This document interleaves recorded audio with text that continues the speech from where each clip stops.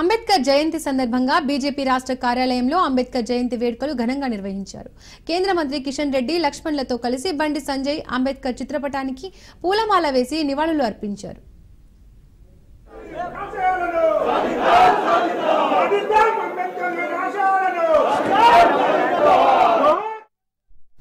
రాజ్యాంగాన్ని రాసిన అంబేద్కర్ ను కాంగ్రెస్ అవమానించిందన్నారు కేంద్ర మంత్రి కిషన్ రెడ్డి. అంబేద్కర్ రాసిన రాజ్యాంగాన్ని కాలరాసి ఎమర్జెన్సీ విధించారని, రాజ్యాంగాన్ని కాంగ్రెస్ హత్య చేసిందని ఫైర్ అయ్యారు. ఆనాడు ప్రజలు ఎదురు తిరిగి కాంగ్రెస్ కి బుద్ధి చెప్పారన్నారు. బీజేపీని రేవంత్ రెడ్డి బ్రిటిష్ వాళ్లతో పోల్చుతున్నారని, ఇక్కడ మాత్రం ఇచ్చిన హామీలను అమలు చేయడం లేదన్నారు. సమాజంలోని అసమానతలు రూపుమాపి అందరికీ సమన్యాయం కోసం అంబేద్కర్ కృషి చేశారన్నారు కిషన్ రెడ్డి. అంబేద్కర్ రూపకల్పన చేసినటువంటి రాజ్యాంగాన్ని కాంగ్రెస్ పార్టీ ఆ రోజు ఎమర్జెన్సీ పేరుతో హత్య చేస్తే, ఆ రాజ్యాంగ స్ఫూర్తితో ఈ దేశ ప్రజలందరూ కూడా మళ్ళీ రాజ్యాంగాన్ని పునరుద్ధరించే విధంగా కాంగ్రెస్ పార్టీకి ఆ రోజు గోరి కట్టిన విషయం. జనతా పార్టీ పేరుతో కాంగ్రెస్ పార్టీని ఓడించినటువంటి ఘనత డాక్టర్ బాబాసాహెబ్ అంబేద్కర్ రూపకల్పన చేసినటువంటి రాజ్యాంగబద్ధంగా ఈ దేశ ప్రజలు స్పందించిన విషయాన్ని మనం చేస్తాం.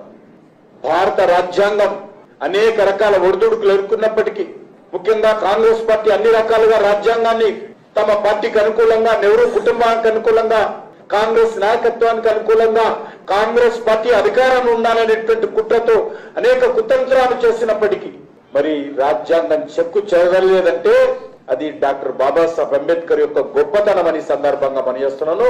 ఈ దేశ ప్రజల యొక్క గొప్పతనం అని మనం చేస్తున్నాను. ఈరోజు రేవంత్ రెడ్డి దేశమంతా తిరిగి భారతీయ జనతా పార్టీ మీద విమర్శిస్తున్నాడు, బ్రిటిష్ వాళ్ళతో పోలుస్తున్నాడు భారతీయ జనతా పార్టీని. కాంగ్రెస్ పార్టీ ఏదైతే చెప్పుతుందో అది చెయ్యదు. ఇంతెందుకు, ఇటీవలనే మన దగ్గర గ్యారంటీల పేరుతో అనేక హామీలు ఇచ్చారు. ఏ ఒక్క గ్యారంటీ అమలు చేసే పరిస్థితి లేదు. కాంగ్రెస్ తీరు ఎట్లుందంటే చంపినోడే సంతాన సభ పెట్టినట్లుగా ఉందన్నారు కేంద్ర మంత్రి బండి సంజయ్.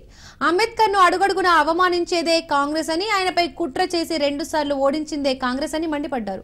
భారతరత్న ఇవ్వకుండా అవమానించడమే కాకుండా ఆయనను ఓడించిన వ్యక్తికి పద్మభూషణ్ ప్రదానం చేసిందే కాంగ్రెస్ అని ఫైర్ అయ్యారు.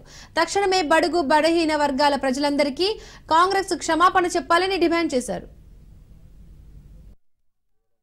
భారతదేశంలో కాకుండా ఈరోజు 120 దేశాల్లో బాబాసాహెబ్ అంబేద్కర్ గారి జయంతి ఉత్సవాలను బ్రహ్మాండంగా నిర్వహిస్తున్నటువంటి గొప్ప సందర్భం ఈరోజు. నిన్ననే దేశవ్యాప్తంగా అంబేద్కర్ గారి యొక్క విజ్ఞాన శుద్ధి చేయడం, దీపార్చన చేయడం కూడా కార్యక్రమం జరిగింది. అంబేద్కర్ గారి యొక్క విజ్ఞాన శుద్ధి చేయడం అంటే అంబేద్కర్ గారి యొక్క చరిత్రను తరతరాలు గుర్తించే విధంగా చేయడం మాత్రమే ఈ కార్యక్రమం.